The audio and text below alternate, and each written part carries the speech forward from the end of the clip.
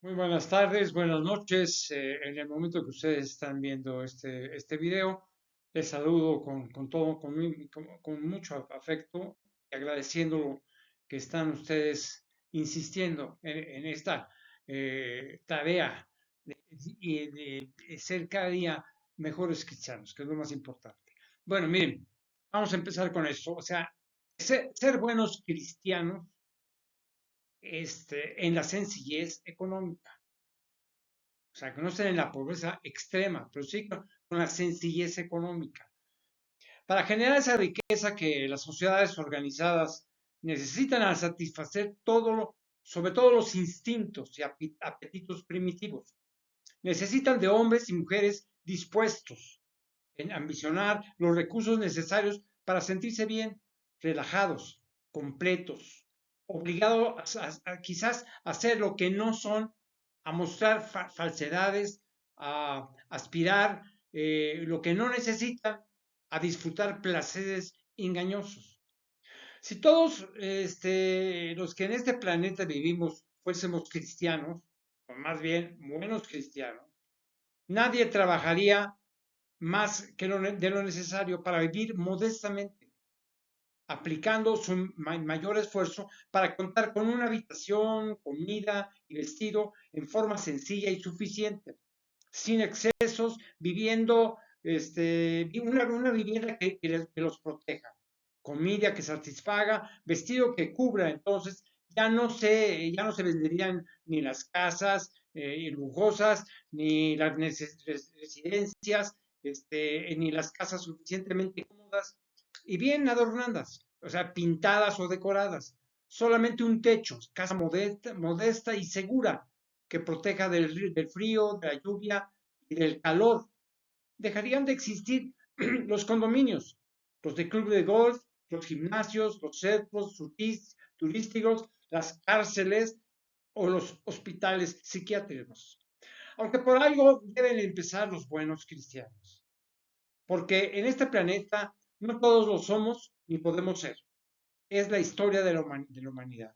Tal vez las sociedades organizadas desaparecerían y se produciría el caos y la anarquía. Así que para aquellos que, si lo son ahora, y que poseen excesos en su vivienda, no la desechen como basura o regalen a cualquier oportunista. O sea, lo primero que deben hacer es disminuir sus excesos al mínimo y utilizarlo sin sentirse parte de ellos. O venderla y adquirir algo más sencillo. El resto, compartirlo. O sea, tampoco dice a la pobreza extrema, no. No, cómodo, necesario, sin excesos. O sea, con esta actitud ya no se venderían las aguas embotelladas, ni las comidas en lata, ni las comidas congeladas, las tiendas de autoservicio desaparecerían porque las familias buscarían el autoconsumo, o sea, y las compras de pequeñas tiendas de productos necesarios, o sea, sencillos y lo más natural posible. Entonces, las tiendas de ropa y confección desaparecerían, excepto las baratas y sencillas. El sol, el agua y el viento son gratuitos. O sea, ¿qué produciría una situación así? O sea, lo que le estoy planteando. En un mundo de sencillez y humildad, todo tendría que ser más natural. Desaparecerían los autos, renacería la agricultura y el pastoreo por localidades y vivirían los más fuertes, los que Dios dispusiera, porque desaparecería también la medicina y los médicos, los abogados, los juzgados y en medio del amor y el respeto, los ejércitos no tendrían razón de existir. Las comunicaciones serían por regiones y la alimentación con lo que la tierra o el mar nos proporcionase, así como lo de los bosques o de los ríos. Si esto fuese realidad, o sea, Dios modificaría la humanidad, o sea, como lo hizo con el diluvio para elegir lo que formaría parte del nuevo mundo de cristianos. O sea, como esto no es probable, tengo que aceptarlo, forma parte de una población mundial, de una utopía, vamos a decirlo así, para la generalidad. Por lo menos para el 70% de la población mundial, quienes no creen en el Padre de Jesucristo, sino alguna deidad diferente o simplemente son agnósticos y ateos. O sea, los que sí nos consideramos buenos cristianos, debemos demostrar que realmente lo somos desprendiéndonos de nuestras riquezas terrenales e iniciar una nueva vida más sencilla y modesta para buscar la riqueza del verdadero amor y el del reino de los cielos. Algo utópico, realmente está fuera de la realidad, ¿no? Pero bueno, por cada rico que comparta su riqueza, muchos pobres dejarán de serlo. Por cada rico que conserve lo suficiente de su riqueza para vivir el resto de su vida con dignidad y sencillez, muchos querrán imitarlo para saber por qué lo hizo. Bueno, vamos a ver otro punto que inclusive Jesucristo lo mencionó, el juicio hacia los demás. O sea, está en Mateo 7, 1, del 1 al 6. O sea, versículo del 1 al 6. Miren, nuevamente Jesucristo señala a quienes por hipocresía pretenden juzgar a los demás por haberse juzgado a sí mismos. Porque el mejor camino para evitar juzgar de algo, de lo que podemos ser juzgados también, no todo esto, quien realiza una crítica, aunque sea justa, se arriesga a ser criticado y aún más puede ser duramente sancionado cuando al juzgar se entiende que afectó intereses de otros. Aquí es mejor ampliar nuestro respeto a los demás, dejando de evaluar sus actos y actitudes. Ahora, otra idea que tuvo Jesucristo cuando dijo el contenido de la oración. O sea, Jesucristo mencionaba el contenido de la oración fundamental. Esto está en Mateo 7, artículo 7 y versículos del 7 al 12. Dijo Jesucristo que pidiéramos y nos darían, que buscáramos y encontraríamos, que llamáramos y nos abrirían. Muchos se preguntan, ¿por qué cuando pedimos no recibimos? Cuando buscamos no encontramos. O cuando tocamos no nos abren. Insisto que Dios es el único que sabe si somos merecedores de ser atendidos en nuestras peticiones. Para ello debemos hacer un examen de conciencia íntima y personal de nuestros actos, para entender por qué nuestras peticiones no son aceptadas. Si Dios nos pudiese hablar y nos enviara mensajes que por lo regular casi nadie capta, todos nos manda Dios mensajes, no todos lo podemos captar. Escucharíamos a nuestro Creador decirnos, ¿cómo voy a darte lo que pides si lo único que has aprendido es pedir? ¿Cómo permitiré que encuentres, dice Dios, si siempre eliges los caminos fáciles? ¿Cómo les pediré que te abran si no has aprendido a llamar? O sea, son cosas muy, muy sencillas que nos podría decir Dios, bueno, sí, me pides mucho, pero ¿te lo mereces? No. Lo importante del mensaje de Dios es en su palabra por lo que se refiere a que nuestros deseos sean satisfechos. Jesucristo nos quiso explicar lo siguiente. Esto está en Mateo 7:12. Si queremos que nos traten bien, que nos den, que nos acepten, que nos amen, debemos haberlo demostrado a los demás que hemos sido capaces de ser bondadosos y caritativos con todos para que recibamos de ellos muestras de amor. En cuanto a la conformidad, o sea, cuando Jesucristo habla sobre la conformidad, esto está en Mateo 7, del 13 al 14. Jesucristo aceptaba que muchos eran y serían parte de la perdición. O sea, perdición, ¿qué quiere decir la perdición? Pues acción, efecto de perderse una persona a causa de una pasión, delito, como las personas viciosas y de costumbres libertinas, sin ningún freno moral. Moral, ¿qué quiere decir moral? Moral es relativo a las costumbres o a las reglas de conducta. En este caso se refiere a lo que establece Dios en sus mandamientos y ordenanzas y que nos dio a conocer Moisés. Esto está en el Antiguo Testamento, en Éxodo 21 hasta el 17, en Éxodo, en el Antiguo Testamento. Reafirmándolo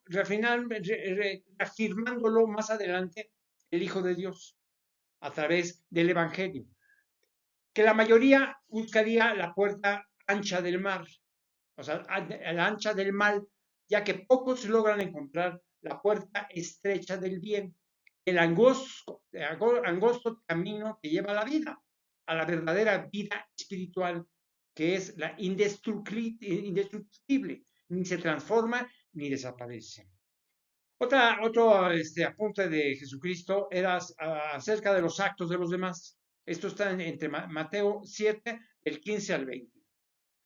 Jesucristo nos advertía de aquellos que trataran de cambiar nuestro rumbo espiritual, en donde el contenido esencial es el amor, porque, digamos, porque el amor, porque muchos intentarían engañarnos, o sea, al decirnos que tienen la verdad sobre todos, ¿no?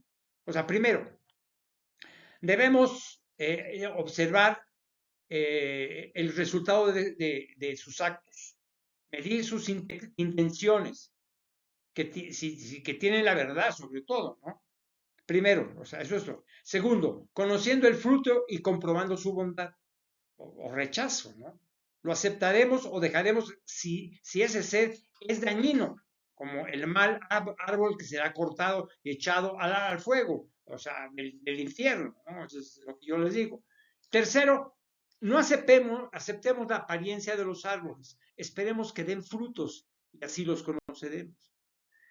Jesucristo hablaba sobre los falsos creyentes. Esto está en Mateo 7, entre 21 y 23. Jesucristo, en la descripción del Evangelio, nos advertía también que solamente respetando y llevando a cabo la voluntad de Dios, su Padre, que está en los cielos, lograríamos la paz espiritual. Porque existen muchos que siendo cristianos, ya sean católicos, protestantes, evangelistas o ortodoxos, que se llaman a Jesús de Nazaret, Señor, Señor, sin haber cumplido fielmente los mandamientos y lo que Él nos pidió que hiciéramos. Entonces el Hijo de Dios nos conocerá, aun si a través de los siglos fuésemos elegidos por Dios en ser profetas para alejar a Satanás o al diablo, o para realizar milagros, nuestro castigo será que nos desconozca y perdamos la oportunidad de encontrarnos a su lado en el reino de los cielos. Creer especialmente en determinada fe religiosa sin aceptar plenamente sus ordenanzas que promueven la palabra de Dios en el caso del evangelio de la cristiandad es imaginar que lo tenemos todo sin tenerlo. O sea, creer firmemente o fielmente es pensar y hacer con fidelidad a Jesucristo y lo establecido por su Padre. Cuando Jesucristo mencione algo sobre los cimientos de la vida espiritual, esto está en Mateo 7, entre el 24 al 29.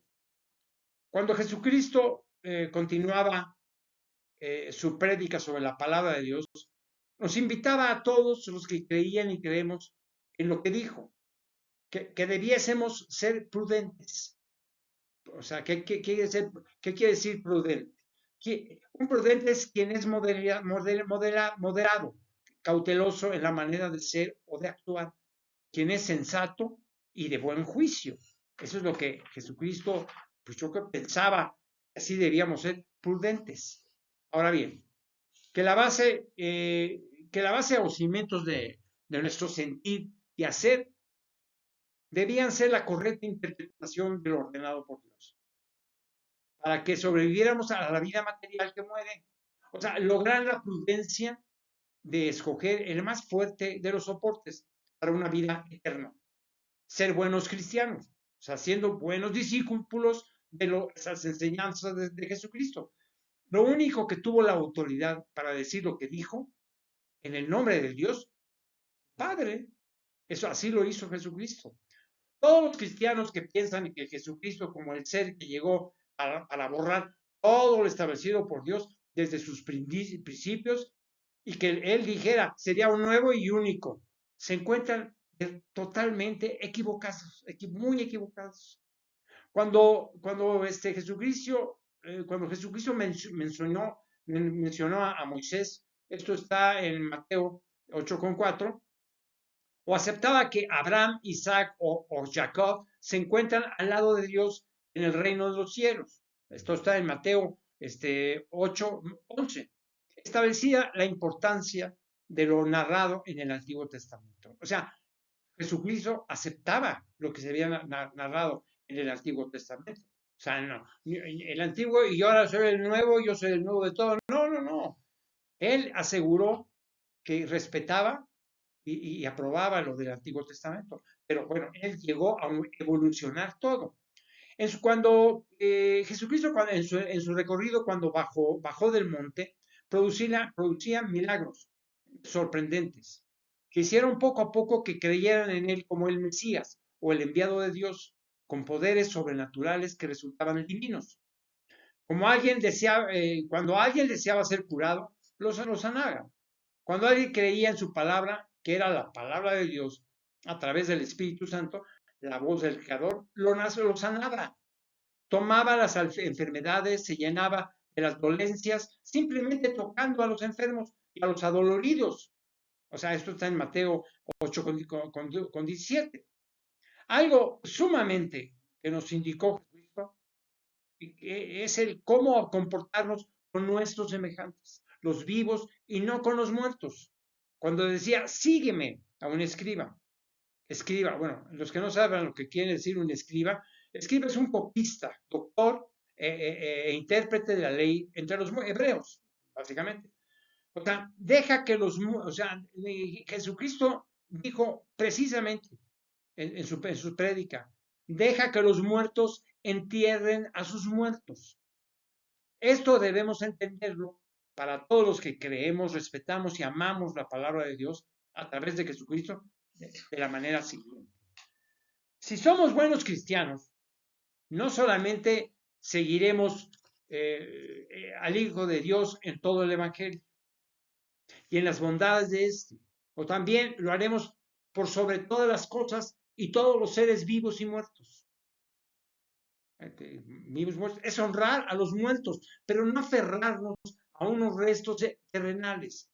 O sea, la interpretación correcta es que no importa en dónde quede el cuerpo sin vida, ya sea sobre o debajo de la tierra, comido por los buitres o por los depredadores, eso ya no importa, porque ese cuerpo inerte ha quedado vacío de la esencia, de la energía vital que es el alma.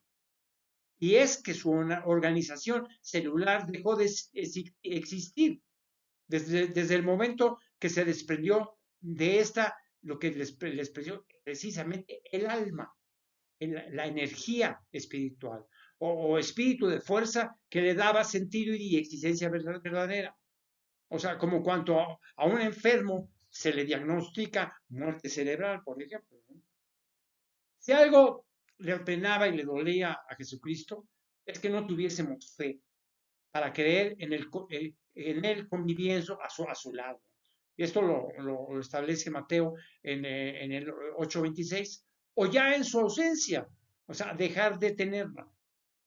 Si algo le apenaba, otra de las más importantes misiones, por ejemplo, del Hijo de Dios en la tierra, era el de alejar a Satanás, o sea, al diablo, al mal, que producía precisamente el mal.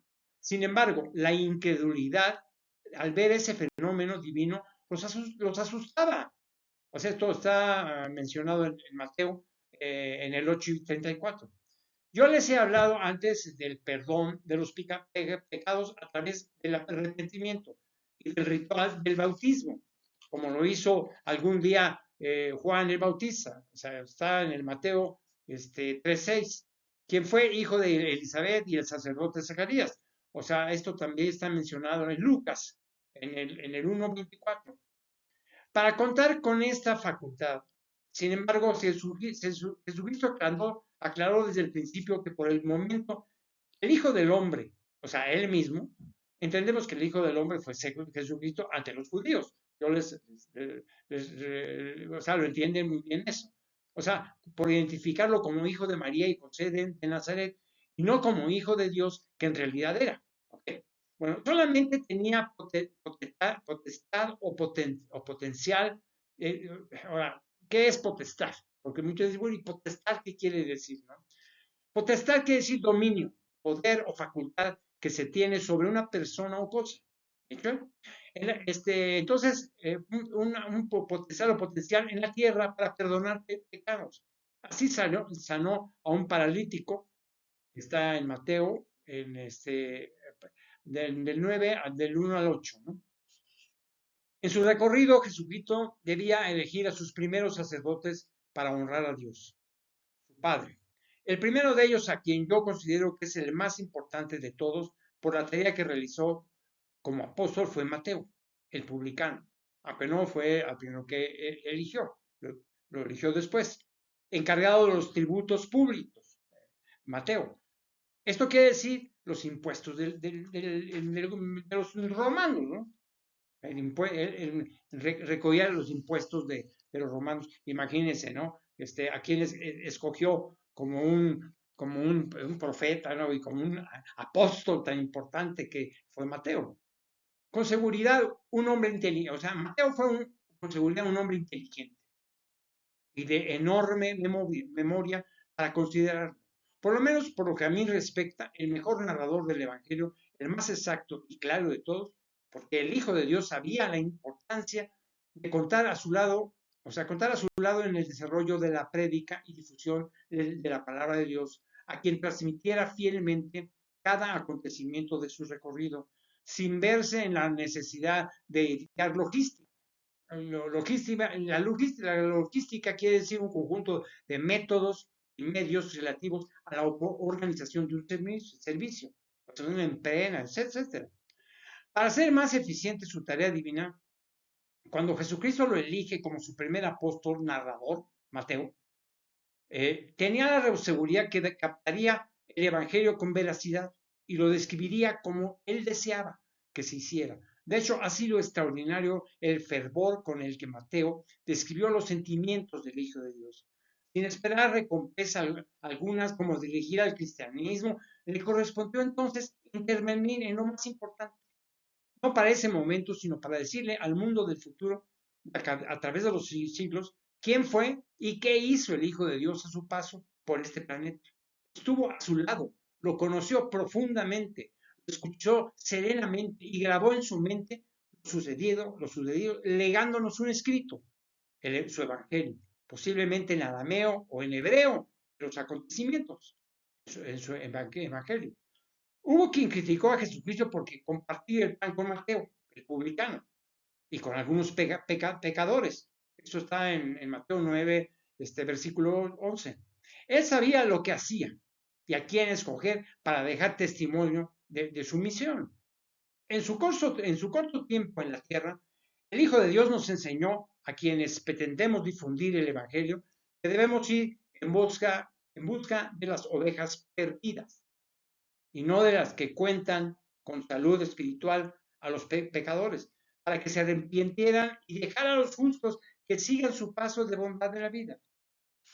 Siendo Jesucristo como era, algo nuevo y milagroso entre las creencias antiguas, se le reclamaba constantemente su pretensión de cambiar el rumbo de la espiritualidad marcada por Jehová para el pueblo de Israel. Así no entendían cómo sus discípulos debían ser diferentes a los de Juan y Bautista, o sea, en relación al ayuno, por ejemplo, ¿no?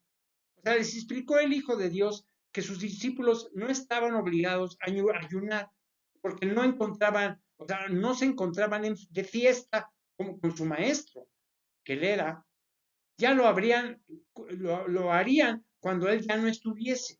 Entonces, empezaba Jesucristo a anunciar lo que vendría con su muerte, ¿no? O sea, la muerte profetizada, que estaba marcada ya de antemano. Por otro lado, les mencionaba que las cosas habían cambiado. Esto lo pueden encontrar en Mateo 9 al 16, que lo nuevo no se colocaría sobre el antiguo porque eran diferentes, aunque se parecieran. Hablaba sobre el nuevo porque eran diferentes, como les digo. El Nuevo y Antiguo Testamento, y establecía que su Padre ahora enviaba un mensaje de amor y no de represión, como lo había hecho antes. Por ejemplo, ustedes pueden encontrar en Números en el Antiguo Testamento, en el 16 y 49, en donde Dios no permitió rebeliones o manifestaciones de incredulidad a sus mandatos, porque él actuaba a través de muchos hombres en ese entonces, lo que decía sus mandatos a través de sueños y todo, básicamente. Ahora, Jesucristo nos enseñó que como hijo de Dios fue capaz de regresarle la vida a un muerto, a pesar de que como hijo del hombre se burlaban de él cuando mostraba que actuaba con el poder del Espíritu Santo y que su poder divino era tan inmenso que con solo tocarlo sanaba. Esto lo pueden encontrar en Mateo 9, versículos 21 al 23. La fe a su lado produjo milagros, como regresarle la vista a dos ciegos llenos de espiritualidad. Lo van a encontrar en Mateo 9, 29. Y así lo hizo con el mundo que habló, más bien, así lo hizo, por ejemplo, con el mudo que habló. También lo van a encontrar en Mateo 9, 32 al 34. Entonces, perdón, la fama de Jesucristo creció y se maravillaron. Aunque algunos como los fariseos, bueno, miren, los fariseos, ¿qué fueron los fariseos? Los fariseos les decían entre los judíos miembros de una secta que afectaba rigor y austeridad. Bueno, eran sí rigoristas o hipócritas, hacían lo posible por desacreditar a Jesucristo. Esto lo pueden encontrar en Mateo 9:34. Al paso del tiempo, el Hijo de Dios se enteró que pronto serían muchos los que seguirían el Evangelio y decidió elegir a sus 12 apóstoles, que serían los primeros sacerdotes de la iglesia del cristianamiento. Y aunque, como dije, perdón, fue Mateo el primero en tomar nota de sus actos.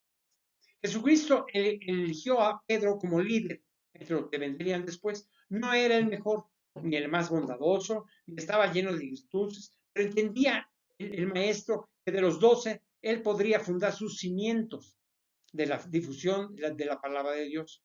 Eso está en Mateo 10, del 1 al 3, o sea, del espacio 10, ¿de acuerdo? A través de los siglos. Muchos cristianos nos hemos preguntado, ¿cuál es la verdadera virtud de ser sacerdote, pastor o guía espiritual? Si tenemos la capacidad de interpretar correctamente lo que pidió Jesucristo a sus apóstoles, si tenemos la vocación de hacer nuestro el Evangelio y nuestro el compromiso de cumplir los sacramentos de la religión católica, o la forma de predicar y organizarse de todas las religiones cristianas. Entonces, podremos servir a Dios con la fortaleza de nuestro espíritu y amor a nuestro Creador. El Hijo de Dios les dio a los apóstoles instrucciones muy claras a ser dignos de su confianza y les dijo y pidió que hicieran lo mismo que deben hacer ustedes, quienes se consideren o hayan sido nombrados o aceptados como servidores de Jesucristo para predicar la palabra de Dios.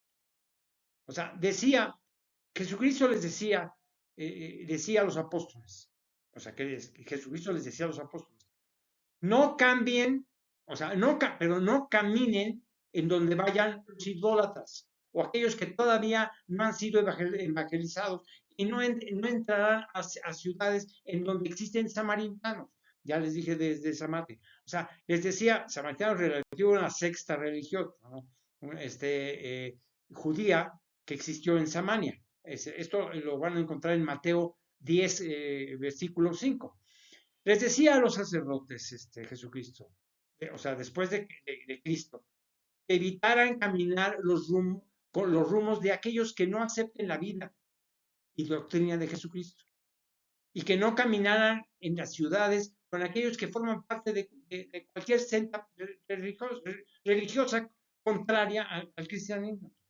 Vayan ustedes en busca de las ovejas perdidas de la casa de Israel. Eso lo dijo Jesucristo. Ustedes lo van a encontrar en Mateos 10 y 6. Bueno, ahora, ¿qué les diría Jesucristo a los nuevos sacerdotes? O sea, después de los apóstoles, o sea, después de sus 12, todos los 12 apóstoles que lo siguieron. ¿Qué les diría a los nuevos sacerdotes? Que antes de tratar de convertir a la cristiandad, tanto aquellos que ya forman parte de otra religión que no es cristiana, como aquellos que se han separado para creer en cualquier otro ídolo, buscaran a quienes más necesitaran del amor y la palabra de Dios, los descarriados, los que hacen y se hacen daño a sí mismos, llevar a las iglesias a todo aquello que para las sociedades no tiene solución. Primero los enfermos y después los sanos. Esto lo pueden ustedes encontrar en Mateo 9, versículos 2. Miren, vamos a pensar otra cosa. Jesucristo les decía, ¿qué les decía a los apóstoles? A los apóstoles Jesucristo les decía, cuando recorran los caminos, prediquen diciéndoles, el reino del cielo se ha acercado.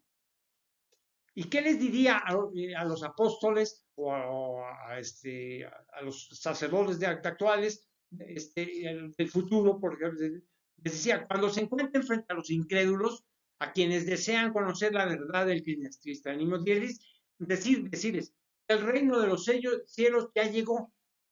Esto lo pueden encontrar en Mateo 17. Entonces, ¿qué le diría a los apóstoles actuales? Curen enfermos, limpien leprosos, resuciten muertos, saquen demonios de los endemoniados. De gracia recibisteis, dad de gracia. Esto les decía a los apóstoles. Jesucristo les decía a los apóstoles cuando ya se estaba alejando de ellos, porque ellos habían sido de gracia recibisteis, entonces deben dar esa gracia a los demás. Eso quiere decir que les otorgó a sus apóstoles y a quienes fueran nombrados por ellos directamente, o sea, también apóstoles, el don o la ayuda sobrenatural que Dios les concedió a través de Jesucristo para la salvación de los hombres por medio del Espíritu Santo. O sea, ya, por ejemplo, ¿por qué solamente a los apóstoles les concedió esta gracia? Primero, porque fue la categoría sacerdotal más importante. Y segundo, Jesucristo consideró que ellos serían la base espiritual de la nueva religión, que al mostrar su verdad a través de acontecimientos milagrosos, sería aceptada en la posteridad, considerando la enorme incredulidad de algunos y el poco aprecio o importancia a lo absoluto de otros, porque lo considerarían inalcanzable, inaccesible al entendimiento humano. O sea, miren, los milagros y las curaciones se dieron en ese tiempo, fueron testimonios y evidencias de que la gracia que el Hijo de Dios, Jesucristo, les otorgó a los apóstoles, marcaba el principio de la gran era cristiana, basada en la aceptación del Evangelio, en la existencia de Dios y en las nuevas reglas de la espiritualidad. Esto nos lleva a aceptar que este fenómeno fue único y no repetible en la forma que se produjo, o sea, masiva y públicamente. Solamente se hizo una vez y con toda credulidad que fue Jesucristo, o sea, el único Hijo de Dios, el que tiene esa gracia íntima. O sea, que si de alguna manera, en términos generales, Dios y Jesucristo se fijan en alguien actual, o algunos los van a seleccionar, les va a dar, no la gracia que les dieron a los apóstoles, pero sí la posibilidad, inclusive, de curar enfermos, o hacer algo, o sea, milagros de alguna manera. Pero bueno, eso lo dejamos para en otra época porque no lo he vivido yo. De todas maneras, les agradezco mucho el haber escuchado este audiolibro, esta parte del audiolibro del Mensajero Supremo de Dios. Estamos en el capítulo signo. Vamos a seguir adelante en el siguiente. Les agradezco mucho su aprobación. Yo sé, hay partes que se escribo y que, pues, lógico que se me va la mano y les quito el tiempo, pero bueno, que sea para bien de ustedes. Que estén muy bien y que Dios los bendiga.